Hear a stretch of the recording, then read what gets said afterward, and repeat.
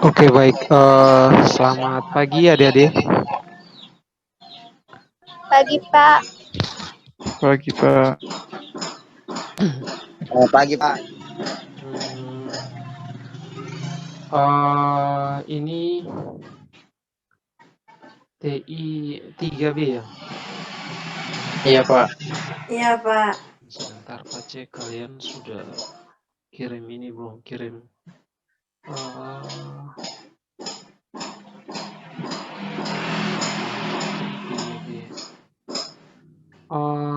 Kayaknya kelas ini belum kirim nama-nama kelompok ya?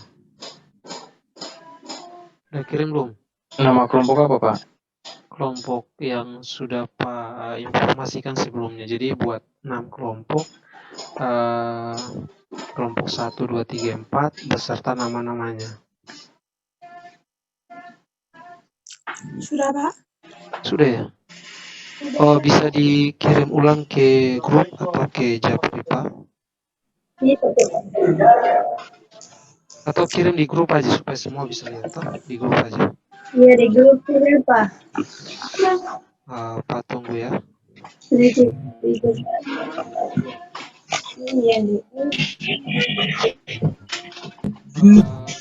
Baik. Speakernya dulu. Sebelum kita mulai, kamu siap-siap terkait dengan sistem operasi ya.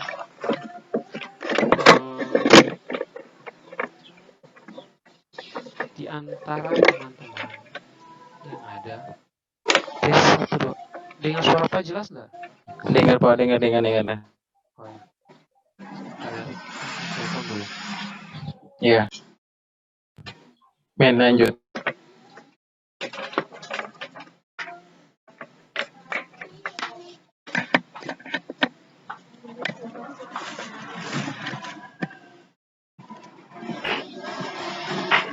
Musik, lanjut.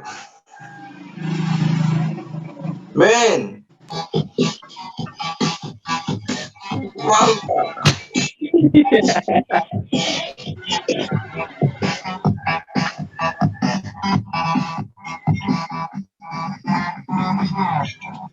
Men, lanjut. Oke ya, kita lanjut lagi. Pak mau share terkait dengan sistem operasi. Di antara teman-teman, di antara kalian, siapa yang pernah, coba soundnya dimatikan dulu.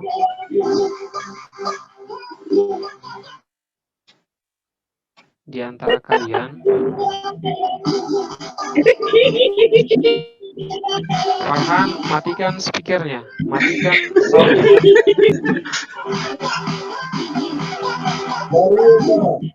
Mario, Pak. Kenapa itu? Matikan soundnya. Mario, matikan itu dulu. Oh, Mario ya? Mario. Pak yang kasih mute aja, Pak. Pak yang kasih mute semua saja, Pak. Pak kasih mute aja. Mana si Mario itu?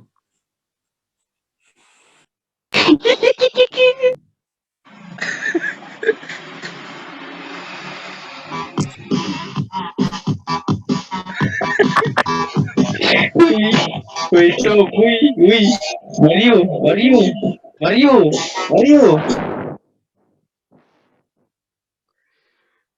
Ini kacau ini anak-anak ini. Mana si Mario itu? Coba kamu lihat dulu orangnya nih.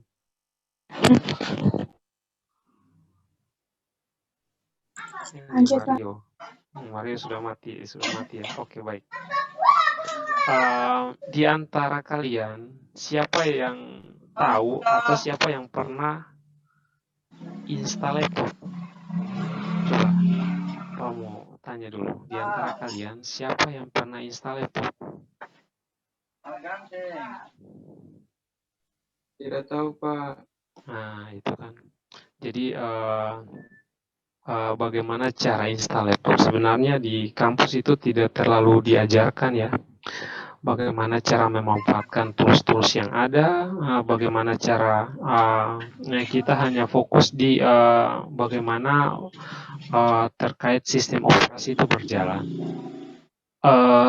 Untuk belajar tentang bagaimana ya prosesnya seperti apa itu kalian bisa cari sendiri. Tapi intinya apa bisa share di sini terkait teknologi-teknologi yang kita gunakan ya. Dengan kemajuan teknologi sekarang ya, dimanapun dari manapun kita bisa mengendalikan perangkat dari jarak jauh ya. Jika kalian punya pengalaman atau sudah pernah belajar tentang install, bagaimana cara menginstal laptop ya, jika laptop adik-adik don terkena virus, mungkin akan lebih mudah Pak akan jelaskan terkait dengan tren teknologi yang bisa kita gunakan. Sekarang ini adik-adik untuk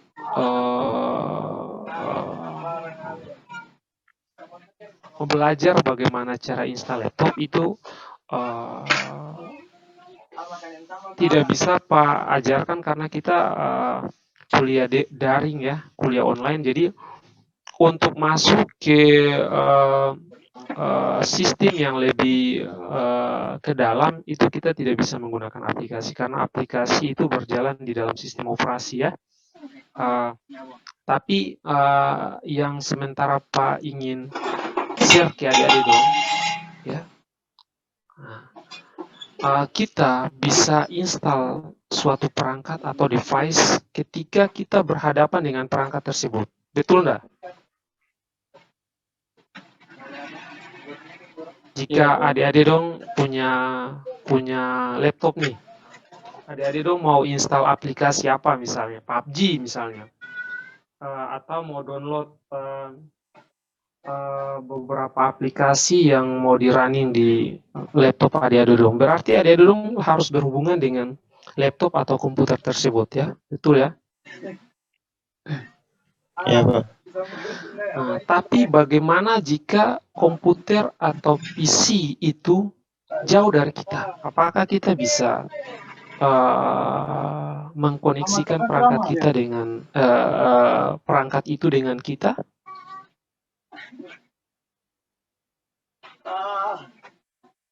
Ya. Jadi itu yang harusnya ke depan adik-adik tahu, bukan lagi bagaimana cara menginstal laptop, bagaimana cara menjalankan atau merunning aplikasi di dalam laptop, tapi bagaimana mengontrol perangkat itu dari jarak jauh. Ya, kalau aplikasi, ya kita bisa, misalnya kita mau mengkoneksikan perangkat kita dengan perangkat yang ada di daerah lain misalnya, ya. Itu yang harusnya pertama kita lakukan, apakah di daerah itu ada atau terkoneksi jaringan enggak? Jaringan itu banyak, bisa jaringan Telkomsel, bisa jaringan IndiHome, bisa jaringan WiFi. Intinya yang penting bisa terkoneksi dengan internet. Maka semua perangkat bisa kita kendalikan dari jarak. Bagaimana caranya? Ya, caranya itu banyak tools yang bisa kita gunakan adik-adik ya. Di antaranya salah satunya namanya VNC atau remote desktop atau TeamViewer misalnya. Kita bisa gunakan, tapi itu hanya sebatas mengkoneksikan antara perangkat ini dengan perangkat tujuan. Bagaimana jika, karena semua itu adalah aplikasi adik-adik. Aplikasi, dan aplikasi itu hanya kita bisa share, bisa mengambil data, bisa mengirim data, tapi tidak bisa merunning sistem operasi atau menginstal sistem operasi. Bagaimana caranya kita bisa menginstal sistem operasi dari jarak jauh? Sekarang ini rata-rata perusahaan-perusahaan besar itu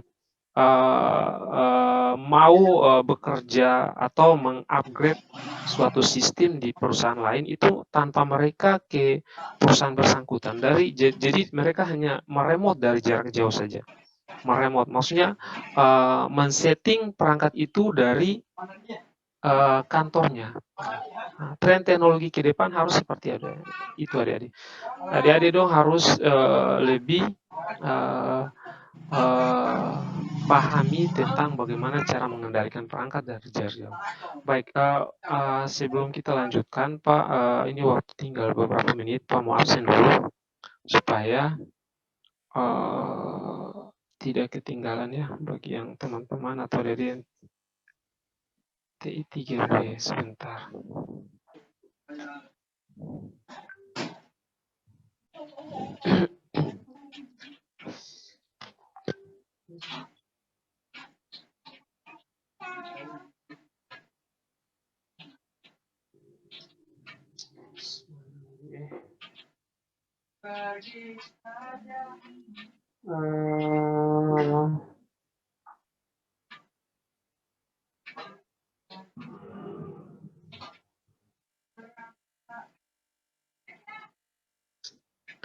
Oke, apa absen yang tidak hadir saja. Jadi jika kalian merasa hadir, informasikan secepatnya.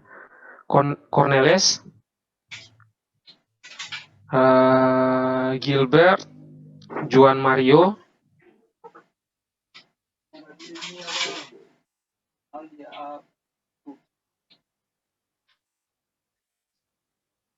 Nur Asni, Putri Ahala Tukonsina, Ruth Lubalohun,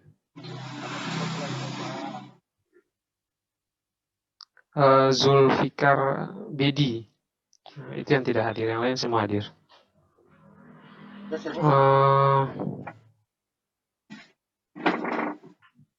Oke, ya kita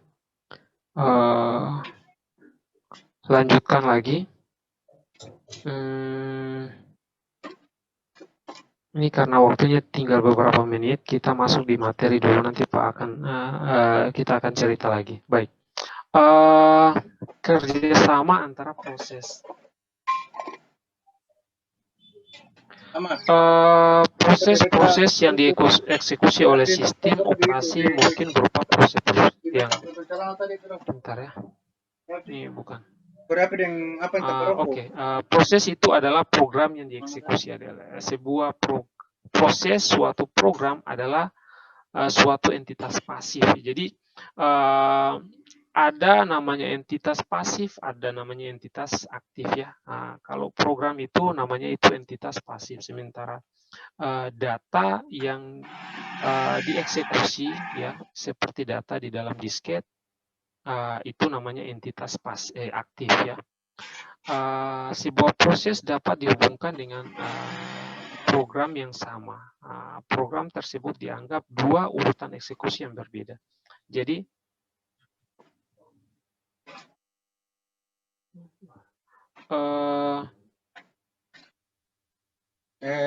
Erlin, coba lihat apa-apain dulu. Jika waktu habis kita lanjut ke sesi kedua ya. Iya, Pak.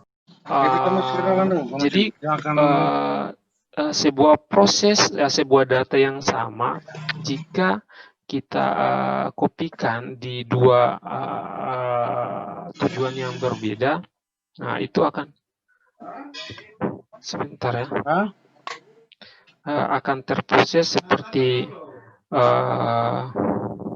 sebentar ya, tidak konsentrasi kalau ada yang ribut.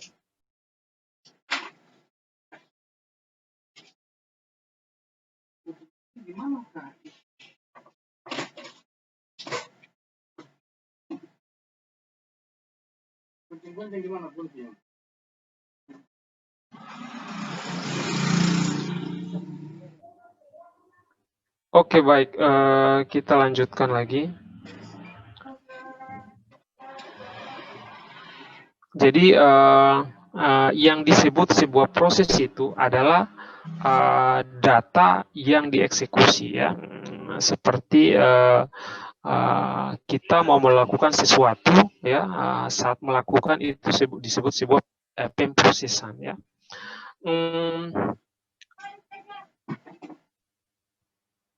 Jika suatu proses itu selesai dikerjakan dan akan diproses, akan memproses proses yang lain, disebut itu program counter. Jadi fungsi program counter itu untuk mengarahkan sebuah proses setelah satu bagian proses selesai, maka akan diarahkan ke proses yang lain. Seperti halnya lalu lintas dalam pengaturan jalan. Jadi dia bisa mengetahui mobil, atau dia akan mengarahkan mobil mana yang harus lewat dan mobil mana yang harusnya berhenti sebentar, ya. Atau lebih spesifik,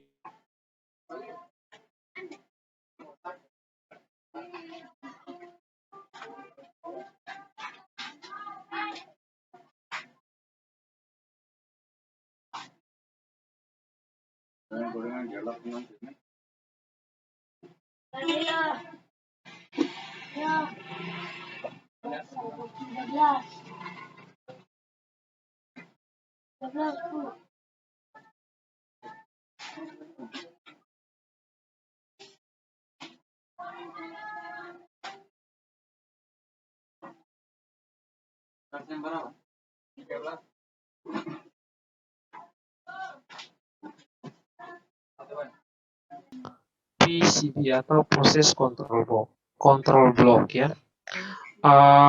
Masing-masing proses direpresentasikan oleh sistem operasi. Dengan menggunakan proses control block, informasi terkait fungsi masing-masing proses adalah sebagai berikut. Jadi semua sistem itu dikendalikan penuh oleh sistem operasi. Jika sistem operasi itu rusak, maka secara otomatis semua aplikasi yang berada di dalam sistem operasi akan terhambat proses kerjanya, ya.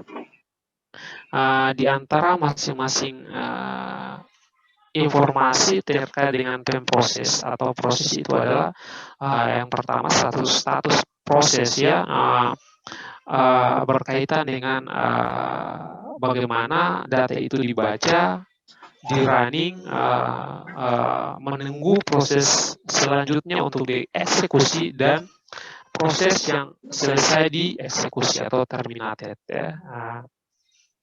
Yang kedua, proses counter. Proses counter ini menunjukkan alamat berikutnya akan dieksekusi. Jadi program counter ini itu adalah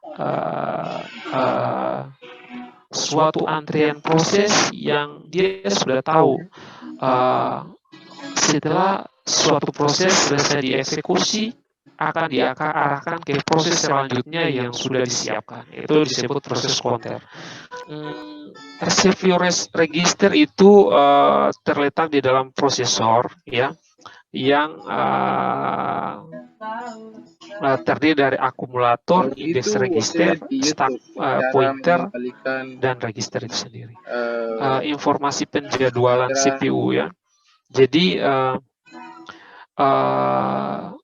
sentra prosesor unit ini adalah otak dari sebuah sistem di dalam komputer itu sendiri.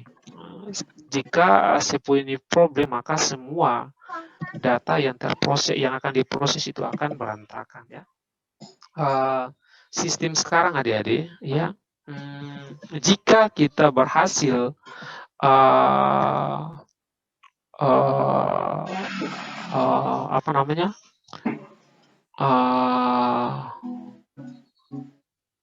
menembus inti dari core-nya, ya.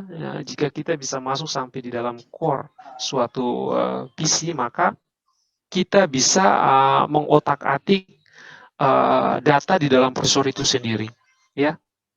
Virus sekarang ini masih menyerang di sistem operasi, masih menyerang, tapi tidak menutup kemungkinan ke depan itu dia bisa merusak data-data di dalam prosesor itu sendiri. Dan sudah terbukti, adik-adik, ya, hacker atau para jenius di dalam di bagian programming sudah bisa menembus sistem di dalam prosesor itu. Jadi kalau kalian belajar virus, ya, rata-rata virus itu menyerang sistem operasi. Tapi sekarang virus itu sudah bisa menginspek, ya, view, ya. ya. Kalau CPU-nya sudah rusak ya, tidak bisa dia. CPU-nya sudah rusak, otomatis kamu install sistem operasi 1000 kali pun di PC itu ya tidak bakalan jadi. Kenapa? Karena data yang terproses itu sudah berantakan ya. Karena CPU itu tempat eksekusi semua pemrosesan di situ. Kalau istilahnya lalu lintas di dalam CPU itu sudah bermasalah ya, secara otomatis ya tidak bisa diarahkan lagi data-data yang akan terproses. Di dalam prosesor itu sendiri itu ada miliaran data yang terproses dalam satuan waktu ada. Saya pilih bagian sini, Ya. bagian Windows. Saya klik di sini, Jika nanti di kemudian saya perempatan ketik jalan saja, device, kalau device manager, nanti saya pilih device terjadi manager. penumpukan Langsung kendaraan, nanti saya tulis maka device manager saya langsung. perempatan itu itu saya akan terjadi kemacetan klik yang besar masuk. ya. Kita kasih contoh saja. Sabares. Misalnya di perempatan jalan itu ada 20 kendaraan masing-masing jalan ya. Berarti ada 80 kendaraan di jalur tersebut yang akan diproses setiap satu satuan waktu ya. Satu satuan waktu itu istilahnya lampu hijau ya. Satu satuan waktu kalau lampu hijau itu berarti misalnya 60 detik. Nah, itu satu satuan waktu jalan itu akan terproses. Di CPU itu miliaran miliaran proses yang akan miliaran data yang diproses dalam Setelah satu akan satuan muncul waktu. begini yang pas saya klik device manager Satu tadi, satuan waktu. Jika saya pilih bagian kamera. prosesor ini sudah tidak bisa mengendalikan data yang terproses secara Pas saya otomatis, periksa, ada dia pun kamera kasing. akan Ini dia terjadi pun kamera tabrakan dari antara laptop. proses ya. Soalnya dari beda-beda Makanya, laptop, beda-beda dia pun kamera. Nanti cek kalau sistem ada, sekarang ini pasti kasih atau beta. Oke, para mantap. hacker-hacker sekarang ini sudah bisa menembus pertahanan dari prosesor itu sendiri. Jadi kalau kita belajar antivirus untuk menyerang sistem operasi, ya sekarang mereka sudah bisa berhasil menembus pertahanan prosesor itu sendiri. Ya, kalau sistem operasinya rusak, kita bisa install lagi dan bisa jalan seperti biasa. Tapi bagaimana kalau prosesor yang rusak? Kok mau perbaiki prosesor gimana adik-adik? Prosesor itu tidak bisa diperbaiki kecuali kita bawa lagi ke tempat pembuatan prosesor itu sendiri ya. Misalnya kalau prosesor itu merek Intel ya dikembalikan ke Intel, nanti dia akan susun lagi proses yang akan bisa atau dia akan membuka port-port di dalam prosesor itu sendiri ya. Jadi ya secara otomatis kita harus ganti prosesor ya. Penjadwalan proses.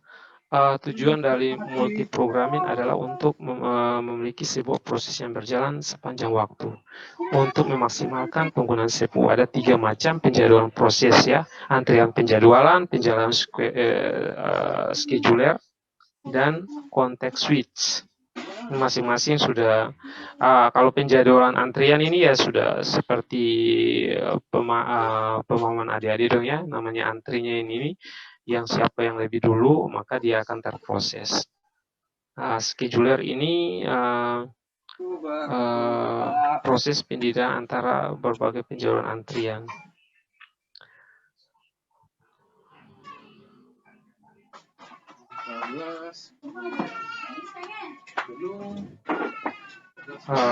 Kalian bisa membacanya satu persatu. Sistem operasi dalam mengelola proses dapat dilakukan operasi terhadap proses.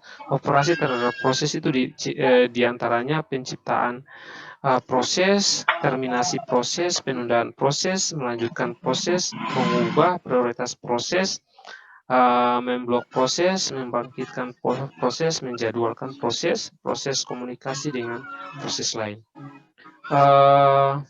Seperti halnya masing-masing proses itu harus saling bekerja sama sesuai dengan teknologi yang digunakan ya. Misalnya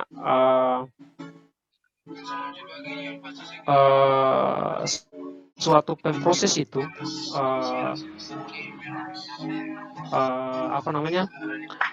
akan misalnya ya, kasih contoh satu data yang diproses itu besarnya 60 kilobyte misalnya, ya. 60 kilobyte. Sementara data yang bisa diproses dalam satu satuan waktu di CPU misalnya 10 kilobyte. Jadi dia akan membagi 60 pemproses ini dalam 6 bagian, ya.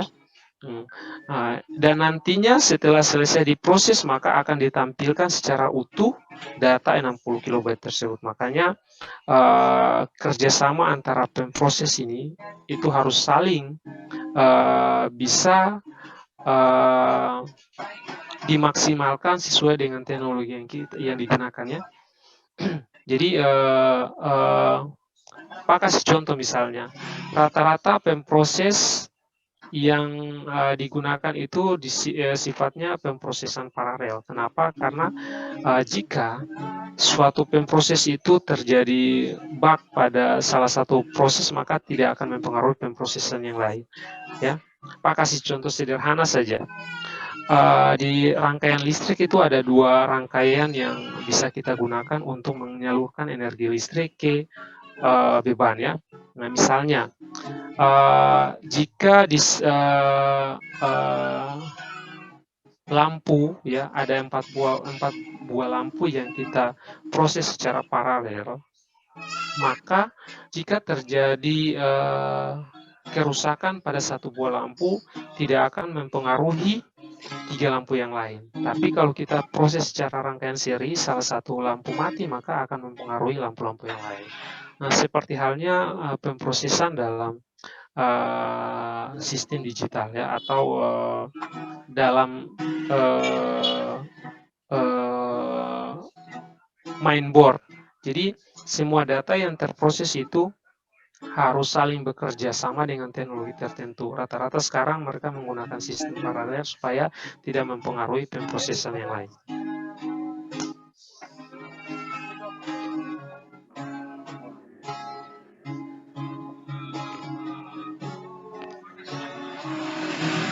Kita lanjutkan. Thread itu adalah unit dasar dari penggunaan CPU. Thread mengandung thread ID, program counter, register set, dan stack. Sebuah thread dibagi menjadi kode station, data station, dan sumber yang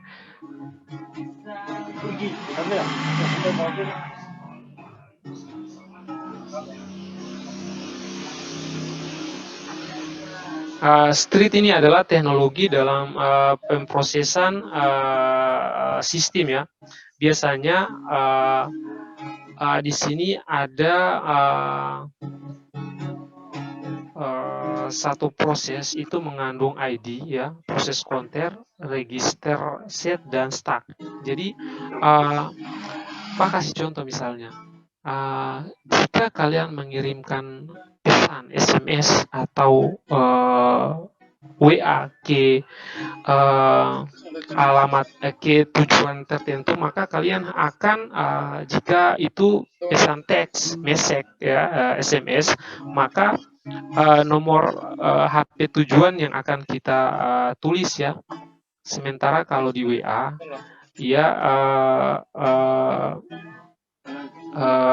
tujuannya ke siapa. Nah, itu yang membawa itu ID, sama dengan kita kirim pesan, kirim data yang terproses itu ada mengandung head atau kepala. Kepala ini, head ini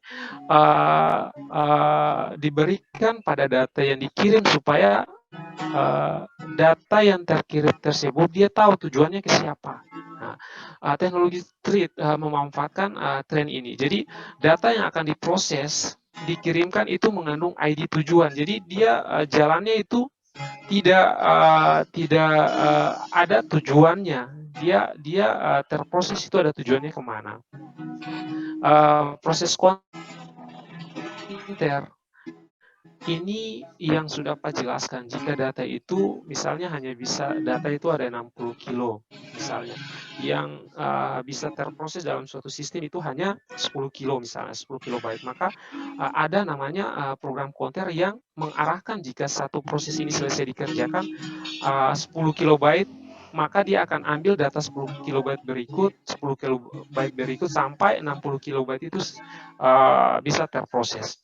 Pak kasih contoh sederhana misalnya, ada sebuah perahu yang akan menyeberangkan penumpang ke tujuan ke seberang, tapi perahu ini hanya mampu membawa penumpang itu 4 orang, sementara yang penumpang yang akan menyeberang ini ada 12 orang, maka secara otomatis dia akan membawa 4 dulu, dia akan kembali ambil 4 lagi, dan akan kembali ambil 4 lagi. Jadi tujuannya sudah jelas. Ini disebut dengan program counter. Jadi dia membawa penumpang 12 orang, ini satu paket. Jadi jika dia sudah membawa 4 orang, maka dia akan kembali ambil itu grup dari 12 orang itu sendiri, ya. Nah, jika ada penumpang lain, maka dia tidak akan mau terima sampai 12 orang ini selesai diantarkan ke sebelah.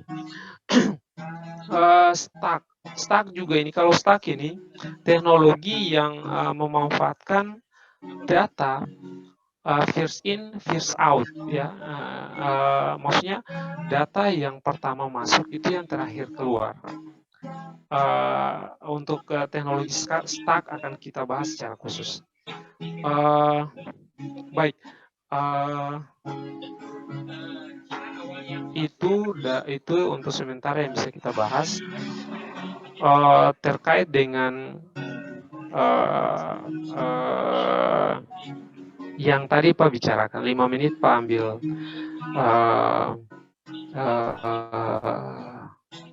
ingin menjelaskan terkait sistem operasi, ya. Jadi kalian masih semester 3, ya. Carilah referensi sebanyak-banyaknya terkait dengan bagaimana cara menginstal sistem operasi. Karena nanti di semester atas kalau kalian ketemu dengan Pak misalnya di mata kuliah pengendalian perangkat, ya, atau apa namanya?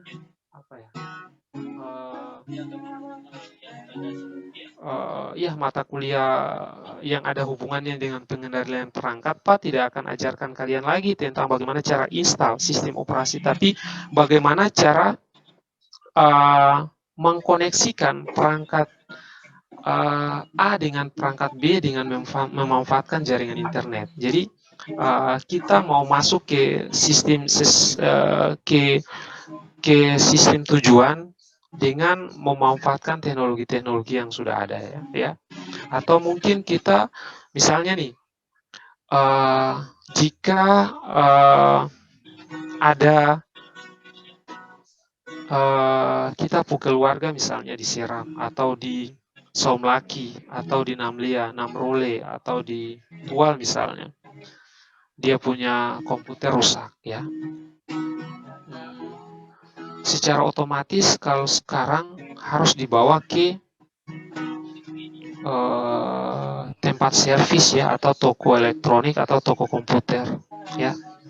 Nah, tapi kita bisa memanfaatkan jika dia mempunyai, misalnya di rumah ada terpasang jaringan IndiHome, kita bisa memanfaatkan koneksi internet itu untuk bisa menginstal sistem operasi ke komputer tujuan dari Ambon misalnya. Jadi dengan memanfaatkan jaringan internet saja, kita bisa menginstal laptop tujuan dari tempat yang berbeda. Atau mungkin kita mau mengendalikan sistem kontrol yang ada di rumah target, semuanya bisa kita lakukan. Dan itu kalian harus punya laptop pertama, sudah mengetahui bagaimana sistem operasi berjalan, bagaimana aplikasi-aplikasi itu berjalan. Intinya itu, kita mau belajar tentang aplikasi TeamViewer misalnya, TeamViewer itu, atau VNC misalnya, atau remote desktop, harus ada laptop dulu, dan semua aplikasi itu harus kita install di dalam komputer. Tapi bagaimana kalau komputer kita tidak ada, PC kita tidak ada, ya? Bukan berarti Pak harus menyuruh kalian untuk ya kita sesuaikan lah. Sekarang ini komputer-komputer atau notebook, laptop sudah murah ya. Laptop second murah. Kita orang IT ya, istilahnya tidak ada rotan, akar pun jadi ya. Jika tidak bisa beli laptop baru, laptop second itu bisa. Kenapa? Karena kita bisa tahu spek. Kita orang IT bisa tahu, oh ini bagus, second ini bagus. Kita bisa beli, misalnya, atau mungkin bahkan laptop rusak kita bisa beli dan kita perbaiki malah lebih murah lagi ya. Jadi semuanya bisa kita lakukan. Orang IT itu banyak yang dia punya ide-ide brilian yang tidak dimiliki oleh orang lain. Kenapa? Karena kita orang IT ini belajarnya itu logika, berimajinasi, berhalusinasi. Itu orang IT karena berhubungan dengan sistem yang tidak bisa kita tahan, tidak bisa kita pegang. Tapi sistem ini adalah sistem yang berjalan di dunia maya, tapi hasilnya ada. Makanya apa bilang orang-orang IT itu orang-orang yang logikanya sangat baik dan orang-orang yang bisa berimajinasi. Ya, mungkin itu saja ya sebelum Pak akhiri pertemuan ini. Pak mau absen kalian dulu.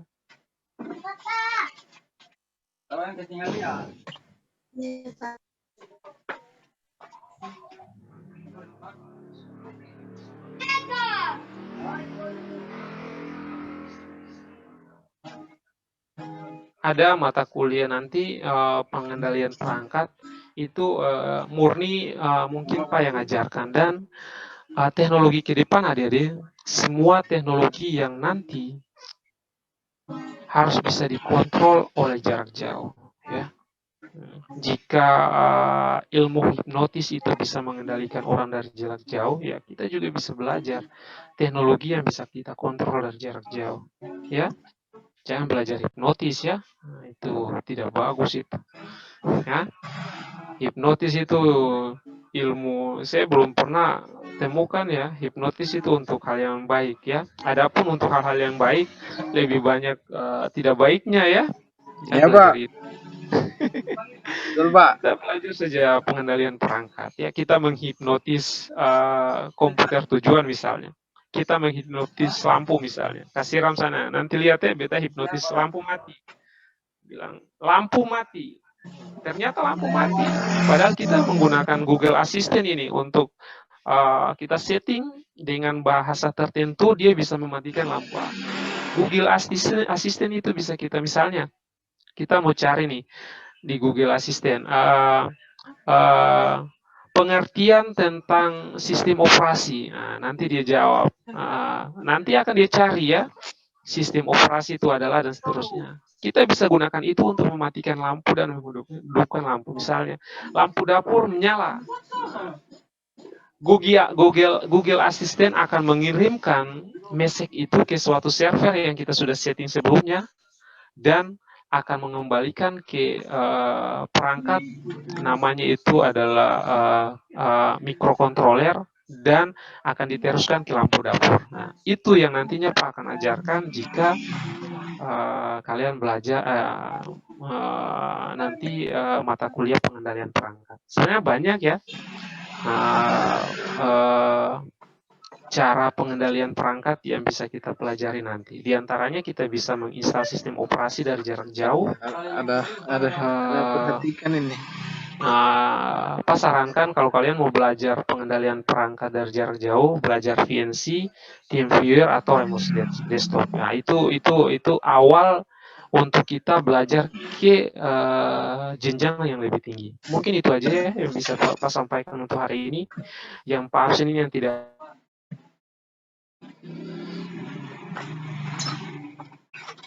Nur Asni Hatue, betul ya? Oh ya. Putri Ahalatu Konsina, Ruth Lubalohun, itu aja sih. Yang lain semua hadir. Oke, Pak. Baik. Jangan lupa sudah dikirim belum yang Pak minta tadi. Nama-nama kelompok ya, Pak? Iya betul. Udah di grup ini, Pak. Ntar Pak lihat. Di sistem operasi. Sebentar Pak lihat ya. Iya, Pak. Oh iya TI3B. Tapi ada teman-temannya ada Pak. Ada anti belum ada nama Pak. Anti belum ada Iya, nama. halo Pak. Iya, Halo Pak. iya. Bagaimana Karena itu? beta pun nama kan belum ada nih Pak. Jadi beta gabung di kelompok 1 Pak. Jangan. An- Boleh. Jangan. Siapa itu? Atas nama siapa? Yanti Mata Merik Pak di kelompok Oh 1. Yanti. Oke Yanti masuk di grup kelompok 1 ya. Baik. Oke. Iya Pak. Nanti Pak kasih di sini Yanti ya. Yanti Rumah Milik. Oke baik. Mungkin itu saja yang bisa Pak sampaikan untuk hari ini. Sampai ketemu minggu depan. Terima kasih. Selamat siang. Siang Pak. Siang Pak.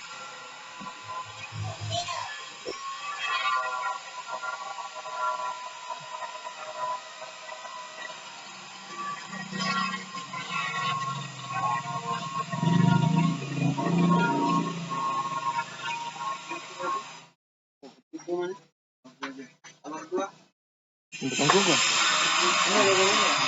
Ada kan?